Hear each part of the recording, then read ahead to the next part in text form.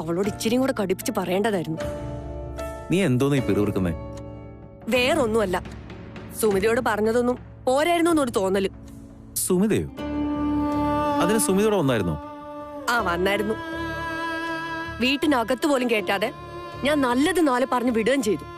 എന്ത് പണിയാ നീ കാണിച്ചേ? കല്യാണം കഴിഞ്ഞിട്ട് സുമിത ആദ്യമായിട്ടല്ലേ നമ്മുടെ വീട്ടിലേക്ക് വരുന്നേ?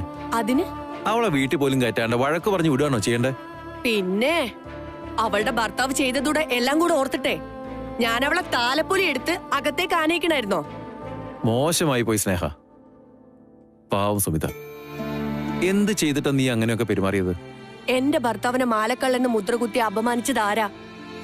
അവളുടെ ഭർത്താവ് തന്നെയല്ലേ? അപ്പൊ പിന്നെ അവളോട് 4 വർത്താനം പറഞ്ഞെങ്കിലേ എന്താക്കു തെറ്റ്? നീ ഇപ്പോഴും അവനെ ന്യായീകരിക്കാൻ ശ്രമിക്കാണോ? ഒരുപക്ഷെ ഗിരിയെ നേരിൽ കണ്ടിരുന്നെങ്കിലേ ഞാൻ പറയാൻ കരുതി വെച്ചിരുന്നത് എന്താണോ അതെല്ലാം ഞാൻ അവളോട് പറഞ്ഞിട്ടുണ്ട്. എന്നാലും അത് വേണ്ടായിരുന്നു സ്നേഹ. എനിക്ക് അത്രയ്ക്ക് ദണ്ണമുള്ളണ്ടാക്കൂ. നിന്റെ സങ്കടം കണ്ടിട്ടാ ഞാൻ പറഞ്ഞു പോയത്. എന്റെ അക്കുന്റെ കണ്ണു നനയാൻ കാരണക്കാരാരായാലും അവരോട് എനിക്ക് ക്ഷമിക്കാൻ പറ്റില്ല.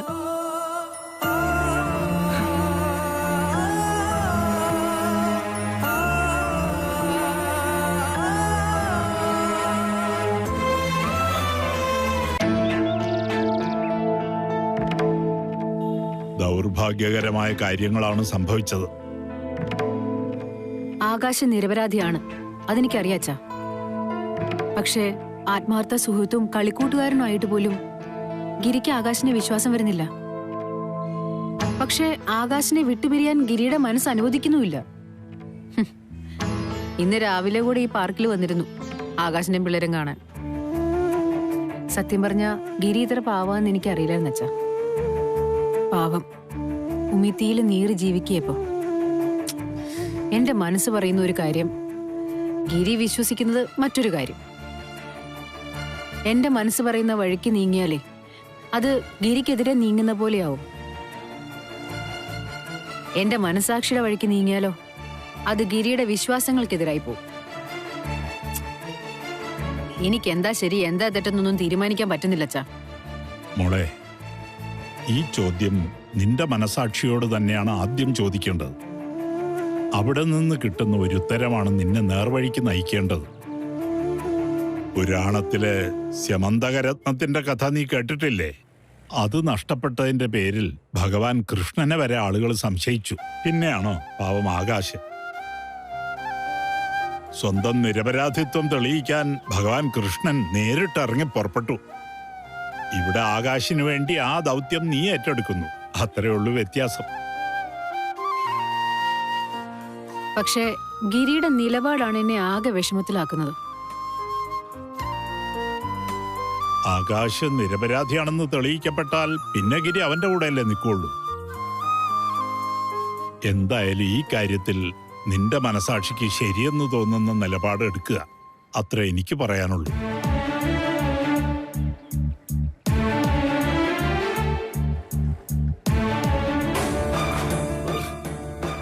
എന്താ ദാമോദരേട്ടാ ഇത്? എന്തൊരു കടുപ്പായി ചായക്ക്? ഇത്രയും കടുപ്പം എനിക്ക് വേണ്ടെന്ന് അറിഞ്ഞുകൂടെ? അയ്യോ സാറേ, എന്നും ഇടുന്ന അളവിന് തന്നെ ഞാൻ ഇന്നും ഉണ്ടാക്കിയേ. കുടിക്കുന്ന ഞാനല്ലേ അത് പറയേണ്ടത്? എന്നോട് നിങ്ങൾ തർക്കിക്കുകയാണോ? എന്നാ ഞാൻ വേറെ ചായ എടുക്കാം. വേണ്ട, എനിക്ക് നിങ്ങളുടെ ഒന്നും താളത്തിന് തുള്ള നേരമില്ല. ലോകത്തെ മുഴുവൻ മണ്ടന്മാരെ എന്റെ അടുത്താണല്ലോ ഈശ്വര ജോലിക്ക് വിട്ടിരിക്കുന്നത്.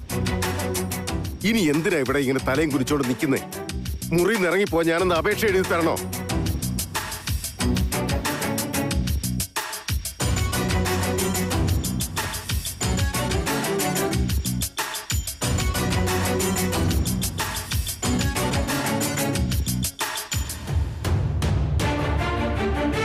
ഓ, ഇനി അടുത്തത് ഉപദേശമായിരിക്കും.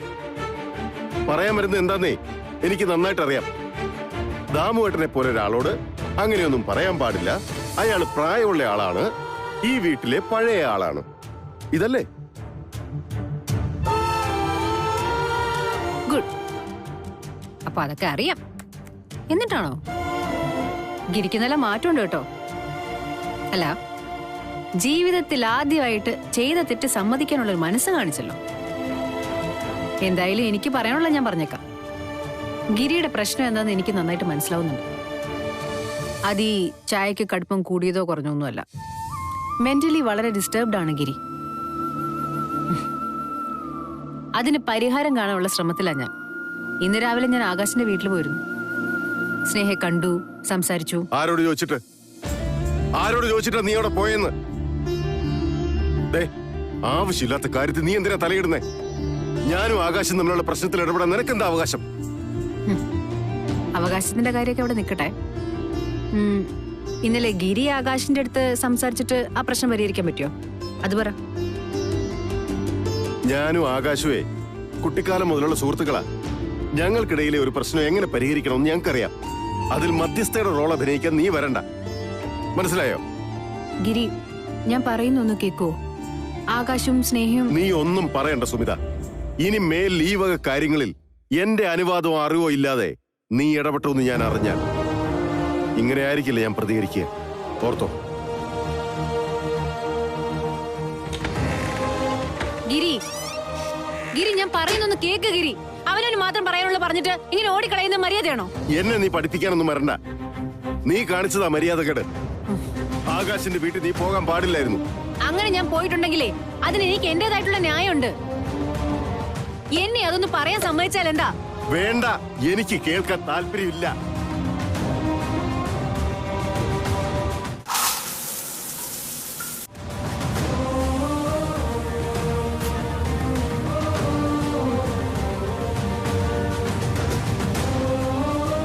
ഗിരി, ഗിരി, ഗിരി, ആകാശിന്റെ കാര്യത്തിൽ ഞാൻ പറയുന്ന ഗിരി കേട്ടേ പറ്റൂ. നീ ഇതുവരെ പോയില്ലേ? ഇല്ല, എനിക്ക് പറയാനുള്ള മുഴുവൻ പറഞ്ഞിട്ട് ഞാൻ പോവുള്ളൂ. ചേട്ടാ, ഇത് വലിയ ശല്യായല്ലോ. സുമി, എനിക്ക് പുറത്തിറങ്ങി ഡ്രസ്സ് മാറാനുള്ളതാണ്. സുമി ഒന്ന് പോയേ. ഡ്രസ് ഞാൻ അങ്ങോട്ട് എടുത്തു തരാം. ആ കബോർഡിൽ പ്രൈവറ്റ് എന്ന് എഴുതിയിരിക്കുന്ന റോയൽ ഡ്രസ് അല്ലേ? ആവശ്യമില്ലാത്ത പണിക്ക് നിൽക്കരുതെന്ന് ഞാനിപ്പോ പറഞ്ഞതേ ഉള്ളൂ. ചേടാ, ഒരു ഉപകാരം ചെയ്യാന്ന് വിചാരിച്ചപ്പോ ദൈവത്തെ ഓർത്ത് നീ അവിടുന്ന് ഒന്ന് മാറി തന്നാ മതി. വേറെ ഒരു ഉപകാരം നീ എനിക്ക് ചെയ്യണ്ട. ശരി, ഞാൻ മാറി നിൽക്കാം. പക്ഷെ ഒരു കണ്ടീഷൻ ഉണ്ട്. കണ്ടീഷനോ? എന്ത് കണ്ടീഷൻ? ബാത്റൂമിൽ നിന്ന് ഇറങ്ങി ഡ്രസ്സ് മാറിക്കഴിഞ്ഞാ ആദ്യം തന്നെ ഞാൻ പറയുന്ന മുഴുവൻ കേൾക്കണം. അതിന് റെഡിയാണോ? അങ്ങനെയാണെങ്കിൽ മാത്രം ഞാൻ ഇവിടുന്ന് പോവാം. അല്ലെങ്കിലേ എത്ര മണിക്കൂർ വേണമെന്നുണ്ടെങ്കിലും ഞാൻ ഇവിടെ നിൽക്കും. ഗിരി അവിടെ നിൽക്കേണ്ടി വരും. ദൈവമേ, വലിയ ശല്യായല്ലോ ഇത്. സുമി, എനിക്ക് ഓഫീസിൽ പോകാനുള്ളതാണ്. നീ വെറുതെ കളിക്കല്ലേ. എന്നാ ഞാൻ പറഞ്ഞ കണ്ടീഷൻ അങ്ങ് സമ്മതിച്ചേക്ക്. ശരി ശരി, നീ പറയുന്നത് മുഴുവൻ ഞാൻ കേട്ടോളാം.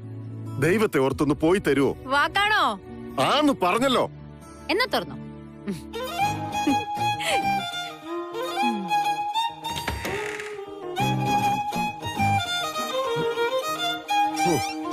പോയി.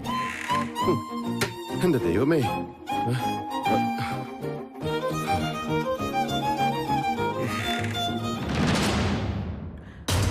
എന്നാലും ഗിരിയുടെ കൂടെ ഇങ്ങനെ നിഴല് പോലെ നടന്നിട്ട് ആകാശ് ഇങ്ങനൊരു പണി കാണിക്കുന്ന ആരെങ്കിലും പ്രതീക്ഷിച്ചോ? സത്യം എന്താണെന്ന് ആർക്കറിയാം. കതിരും പതിരും തിരിയുന്നത് വരെ ആരെയും സംശയിക്കാതിരിക്കുന്നതാണ് നല്ലത്. ക്യാമറ കള്ളം പറയില്ലല്ലോ ചന്ദ്രേട്ടാ. നടന്നതെല്ലാം അവിടുത്തെ CCTV-യിൽ പതിഞ്ഞിട്ടുണ്ടല്ലോ. അങ്ങനെയൊക്കെ ഉറപ്പിക്കാൻ വരട്ടെ ഇന്ദിരേ. ക്യാമറയും കള്ളം പറയുന്ന കാലമാണ്. ഞാൻ എന്തായാലും സുമി ഒന്ന് വിളിക്കാൻ പോവാ. നീ എന്തിനാ ഇപ്പൊ അവളെ വിളിക്കാൻ പോകുന്നത്? അവളെ നന്നായിട്ടൊന്ന് ഉപദേശിക്കാൻ. ഇതുപോലൊരു പ്രശ്നം വരുമ്പോ ഒന്നിലും കേറി ഇടപെടരുതെന്ന് പറയണം. അല്ലെങ്കിൽ ചന്ദ്രേട്ടൻ അറിയാലോ അവളുടെ സ്വഭാവം. വലിയ വലിയ വീടുകളിൽ നടക്കുന്ന സംഭവങ്ങളാ ഇതൊക്കെ. ഇതിന്റെയൊക്കെ പിന്നിൽ എന്താ ഏതാ എന്നൊന്നും നമുക്കറിഞ്ഞൂടാ. അതുകൊണ്ട് വെറുതെ ചെന്ന് ഏടാകൂടത്തിൽ ചാടരുതെന്ന് അവളൊന്ന് പറഞ്ഞ് മനസ്സിലാക്കണം. വേണ്ട, നീ ഇപ്പൊ അവളെ വിളിക്കാൻ പോണ്ട. സുമി പറയുന്നതിലും കാര്യമുണ്ട്. ഗിരിയും ആകാശം തമ്മിലുള്ളത് കുട്ടിക്കാലം മുതലേ ഉള്ള ആത്മബന്ധമാണ്. തെറ്റിദ്ധാരണയുടെ പുറത്ത് ആ ബന്ധത്തിൽ ഇങ്ങനെ ഒരു വിള്ളൽ വീഴരുത്. അവൾ അങ്ങനെ പറഞ്ഞോ? ഇതൊക്കെ എപ്പോ നടന്നു? ഞാൻ അവളോട് സംസാരിച്ചിരുന്നു. കാര്യങ്ങളെല്ലാം അവൾ എന്നോട് വിശദമായിട്ട് പറഞ്ഞു. മറ്റുള്ളവരെ സഹായിക്കാൻ പോയിട്ട് ഒടുവിൽ കുഴപ്പത്തിൽ പോയി ചാടാൻ പോണത് അവളായിരിക്കും ചന്ദ്രേട്ടാ. അങ്ങനെ ഒന്നും സംഭവിക്കില്ല. നീ വെറുതെ ഓരോന്ന് ആലോചിച്ചു കൂട്ടി ടെൻഷൻ അടിക്കണ്ട. ഒന്ന് ചുമ്മാ ഇരിക്കും ചന്ദ്രേട്ടാ. മോഷണാണ് കേസ്, അതും ലക്ഷങ്ങളുടെ മുതല്. സുമി ഈ കാര്യത്തിൽ ഇടപെട്ട അത് ഒരിക്കലും നന്നാവാൻ പോണില്ല. എന്തായാലും ശരി, ഞാൻ അവളെ വിളിക്കാൻ പോവാ. മര്യാദയ്ക്ക് ഫോൺ അവിടെ വെക്കാനാ പറഞ്ഞത്. സുമി നീ വിചാരിക്കുന്നത് പോലെ ഉള്ള കുട്ടിയൊന്നുമല്ല, കാര്യപ്രാപ്തിയുള്ള പെണ്ണാ. ഈ വിഷയം എങ്ങനെ കൈകാര്യം ചെയ്യണമെന്ന് അവൾക്കറിയാം. ഒന്നുമില്ലെങ്കിൽ അവൾ അറിവും വിദ്യാഭ്യാസമുള്ള ഒരു അധ്യാപികയല്ലേ. അതൊന്നും പറഞ്ഞിട്ട് കാര്യമില്ല. എടുത്ത് ചാടി ഓരോ പ്രശ്നത്തിൽ കയറി ഇടപെട്ടാൽ അത് ദോഷേ വരുത്തൂ. നിന്റെ ഉപദേശം സ്വീകരിച്ചതുകൊണ്ട് അവൾക്കുണ്ടാകാൻ പോകുന്ന ദോഷത്തിന്റെ അത്ര എന്തായാലും ഉണ്ടാവില്ല. ഇന്നേ വരെ നീ പറയുന്നതനുസരിച്ച് ജീവിച്ചിട്ട് നന്ദുവിന് 10 പൈസയുടെ ഗുണം ഉണ്ടായിട്ടുണ്ടോ? ഇല്ലല്ലോ. ആ പിന്നെ ഒരു കാര്യം കൂടി, ഈ കാര്യങ്ങളൊന്നും സാനിയുടെയും ശ്രീയുടെ അടുത്ത് എഴുന്നള്ളിക്കാൻ പോണ്ട. വെറുതെ എന്തിനാ അവരുടെ മനസമാധാനവും കൂടി കളയുന്നത്?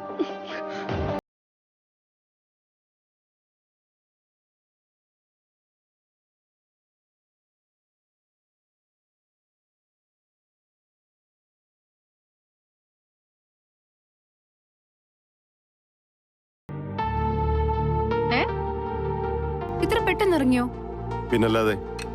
നേരെ എത്രയെന്ന് വെച്ചാ? അപ്പൊ കുറച്ചു മുമ്പ് എന്റെ അടുത്ത് പറഞ്ഞ വാക്കോ? വാക്കോ? എന്തു വാക്ക്? ദേ ഗിരി, വെറുതെ പൊട്ടം കളിക്കില്ലേ. കുറച്ചു മുമ്പ് ഗിരി ബാത്റൂമിനുള്ളിൽ വെച്ച് പ്രോമിസ് ചെയ്ത് ഓർമ്മയില്ലേ? എനിക്ക് പറയാനുള്ളത് മുഴുവൻ കേൾക്കാന്നു. ഓഹോ, അതോ? അത് നീ എന്നെ ബ്ലാക്ക്മെയിൽ ചെയ്ത് പറയിപ്പിച്ചതല്ലേ? എന്തായാലും ശരി, പ്രോമിസ് ചെയ്താണേ. എന്നെ ആരെങ്കിലും ബ്ലാക്ക്മെയിൽ ചെയ്ത് എന്തെങ്കിലും നേടാൻ നോക്കിയാലേ അതിന് ഞാൻ നിന്നു കൊടുക്കാറില്ല. അതാണ് എന്റെ രീതി. ഗിരി, ഇത് ചീറ്റിംഗാ. ചീറ്റിംഗാ? ഒരു ചീറ്റിംഗും ഇല്ല. നീയാ എന്നെ ചീറ്റ് ചെയ്യുന്നേ. ഇനി ഇതുപോലത്തെ അഭ്യാസമായിട്ട് എന്റെ അടുത്ത് വരുമ്പോ ഇത് ഓർത്താ മതി. ഗിരി, അതെ, ഒരു വാക്ക് പറഞ്ഞത് പാലിക്കണേ. അത് അന്തസ്സുള്ള ആണുങ്ങൾ ചെയ്യാം. ഇക്കാര്യത്തിലേ എനിക്ക് ഇത്തിരി അന്തസ്സ് കുറവാ. അത് ഞാനങ്ങ് സഹിച്ചാ പോരെ. നോക്കിക്കോ, ഇതിന് ഞാൻ വെച്ചിട്ടുണ്ട്. ചെവിയിൽ നുള്ളിക്കോ. താ നോക്കിക്കോളൂ, ഇതിന് ഞാൻ വെച്ചിട്ടുണ്ട്.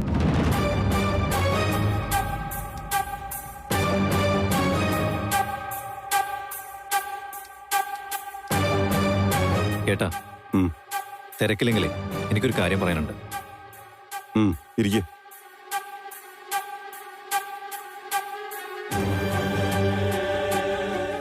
ഞാൻ പറയാൻ പോകുന്ന കാര്യം ശരിയാണോ തെറ്റാണെന്നൊന്നും എനിക്കറിയില്ല. എന്തിനാ നിതീഷ ഇങ്ങനെ വളച്ചു കെട്ടുന്നത്? നീ കാര്യം പറ. ഏട്ടൻ തന്നെ ഒരിക്കൽ എന്നോട് പറഞ്ഞിട്ടുണ്ട്, ഇത് നമ്മുടെ അച്ഛന്റെ കമ്പനിയാണെന്ന്. അച്ഛൻ കാത്തു സൂക്ഷിച്ചിരുന്ന മൂല്യങ്ങൾ നമുക്ക് സംരക്ഷിക്കണമെന്ന്. അതെ, അതല്ലേ വേണ്ടത്. അങ്ങനെയാണെങ്കിൽ എന്തിനേട്ടാ ആകാശിനെ എപ്പോഴും കമ്പനിയിൽ വെച്ചോണ്ടിരിക്കുന്നത്? അയാളെ പോലൊരു കള്ളനെ എത്രയും പെട്ടെന്ന് കമ്പനിയിൽ നിന്ന് ടെർമിനേറ്റ് ചെയ്യല്ലേ വേണ്ടത്. നീ എന്ത് അസംബന്ധമാണ് നിതീഷ ഈ പറയുന്നത്? ആകാശ് വെറും ഈ കമ്പനിയിലെ ഒരു ജോലിക്കാരൻ മാത്രമാണോ? എന്റെ അടുത്തൊരു കൂട്ടുകാരൻ കൂടിയല്ലേ. അപ്പൊ പിന്നെ നമ്മൾ മഹേഷിനെ എന്തിനാ പിരിച്ചുവിട്ടത്? മഹേഷ് എന്റെ കൂട്ടുകാരനല്ലായിരുന്നോ?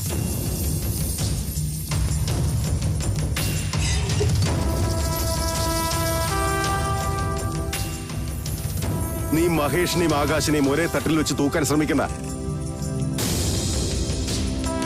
Why not? എന്താ ഏട്ടാ വ്യത്യാസം? ആകാശ് മോഷണക്കുറ്റത്തിന് കൈയോടെ പിടിക്കപ്പെട്ട ആളല്ലേ. അങ്ങനെ ഒരാളെ നമ്മുടെ കമ്പനി വെച്ച് പൊറപ്പിക്കാൻ ഏട്ടൻ എന്ത് വിശദീകരണം പറഞ്ഞാലും അത് ന്യായമാവില്ല. നിർത്തറ, മതി. ഒരു കാര്യത്തിലും നിനക്ക് വിശദീകരണം തരേണ്ട ആവശ്യം എനിക്കില്ല. ഏട്ടന്റെ കൂട്ടുകാരന്റെ കാര്യം വരുമ്പോ മാത്രം എങ്ങനെയാണ് കമ്പനിയുടെ നിയമങ്ങൾ വളച്ചൊടിക്കപ്പെടുന്നത്? കമ്പനി അക്കൗണ്ടിൽ നിന്നേ കോടിക്കണക്കിന് രൂപയുടെ തിരിമറി നടത്തിയവനാണ് ആ മഹേഷ്. ആകാശ് ഈ കമ്പനിക്കെതിരെ എന്ത് ചെയ്തെന്നാ നീ പറയുന്നത്? പറഞ്ഞു വരുമ്പോ രണ്ടുപേരും നടത്തിയതേ ഒരേ കുറ്റവാ, മോഷണം. ആകാശ് ചെയ്തത് നമ്മുടെ കുടുംബത്തിനകത്ത് നടന്നൊരു കാര്യമാണ്. അവൻ മാല എടുത്തിട്ടുണ്ടെങ്കിൽ അത് എന്റെ വ്യക്തിപരമായ കാര്യമായിട്ട് കണ്ടാ മതി. അതിന് കമ്പനിയുമായി യാതൊരു ബന്ധവുമില്ല. മനസ്സിലായോ? സ്വന്തം കൂട്ടുകാരനെ സംരക്ഷിക്കാൻ ഏട്ടൻ വെറുതെ ഓരോ ന്യായങ്ങൾ പറയാണ്. ഒരേ കുറ്റം ചെയ്ത രണ്ടുപേർക്ക് രണ്ട് നീതിയാണ് ഏട്ടൻ വിധിക്കുന്നത്.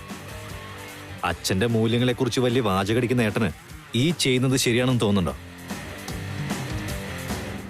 Excuse me, can I? വാടാ.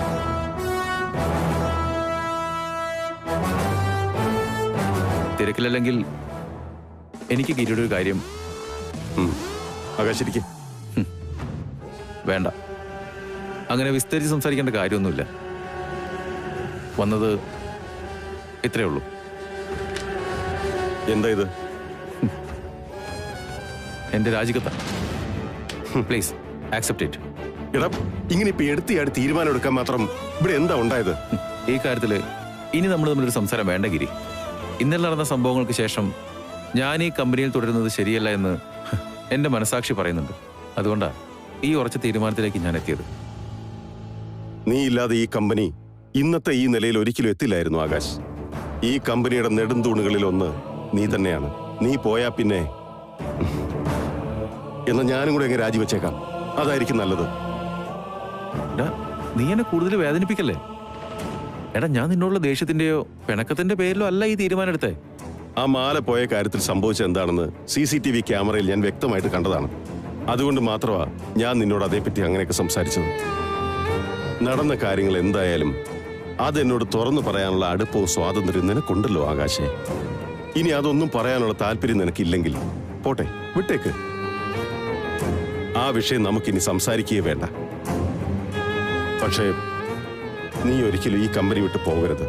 നടന്ന കാര്യങ്ങളൊക്കെ ഞാൻ നിന്നോട് വ്യക്തമായിട്ട് പറഞ്ഞു കഴിഞ്ഞതാ. അതിൽ കൂടുതലൊന്നും എനിക്ക് പറയാൻ അറിയില്ല. ഞാൻ പറയുന്നൊന്നും വിശ്വസിക്കാൻ നീ തയ്യാറാവുന്നുമില്ല. എടാ, മാല എടുത്തത് ഈ നിൽക്കുന്ന എന്റെ അനിയൻ നിതീഷ് ആണെന്നല്ലേ നീ പറയുന്നത്? ആ കഥ ഞാൻ എങ്ങനെ വിശ്വസിക്കൂടാ? അത് എത്ര വിലയുള്ളതോ ആയിക്കോട്ടെ, അങ്ങനെ ഒരു മാല മോഷ്ടിച്ചിട്ട് ഇവൻ എന്ത് നേടാനാണ്? എടാ ആകാശ്, ആരോപണങ്ങൾ ഉന്നയിക്കുന്നതിന് മുമ്പ് അതെന്താ നീ ആലോചിക്കാത്തത്? എന്നെ പോലെ തന്നെ ഈ കമ്പനിയുടെ ഉടമകളിൽ ഒരാളാണ് അവനും. ഇന്നല്ലെങ്കിൽ നാളെ എന്റെ ഈ കസേരയിൽ ഇരിക്കേണ്ടവനാ അവനും. നിന്റെ അനിയനുണ്ടല്ലോ, കമ്പനിയിലും വീട്ടിലും കാണിക്കുന്ന കള്ളത്തരങ്ങൾ മുഴുവനെ കൈയോടെ പിടികൂടിയാലേ നിനക്കത് വിശ്വസിക്കാൻ പറ്റില്ലെന്ന് എനിക്കറിയാം. കാരണം നീയുണ്ടല്ലോ സഹോദര വാത്സല്യം കൊണ്ടേ അന്ധനായി പോയൊരേട്ടന. മതിയാക്ക്. ഇത്രയും കാലം നിങ്ങൾ പറഞ്ഞതെല്ലാം ഞങ്ങൾ ക്ഷമിച്ചു. ഇനിയും ഞങ്ങൾ സഹോദരങ്ങളെ തമ്മിൽ തല്ലിക്കാനാണ് ഭാവമെങ്കിൽ എടാ, നിങ്ങളെ തമ്മിൽ തെറ്റിക്കാനേ ഞാനെന്നല്ല ഈശ്വരൻ വിചാരിച്ചാൽ പോലും നടക്കില്ല.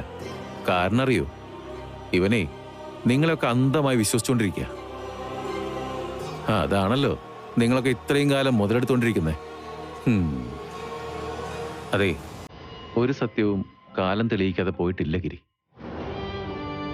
അതെ, കുറച്ചു കാലം കൂടി കാത്തിരിക്കേണ്ടി വരുമെന്ന് മാത്രം. എനിക്ക് വേറെ ഒന്നും പറയാനില്ല. അത്രയും കാത്തിരിക്കാൻ